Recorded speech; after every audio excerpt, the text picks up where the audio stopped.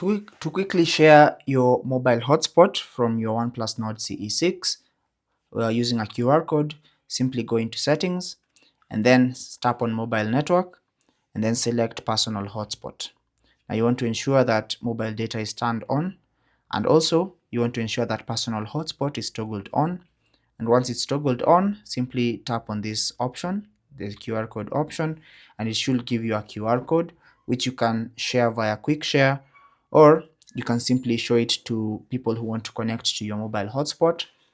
So if they have their phones ready, they can scan that particular QR code just like that, and then they can connect to your Wi-Fi network once they enter the credentials to that particular hotspot. But that's basically how to share, or how to easily share your OnePlus Nord CE6 mobile hotspot with other devices using a QR code. Thanks for watching. If this video was useful, leave a like and subscribe to the channel. Questions and comments down below. Take care and God bless.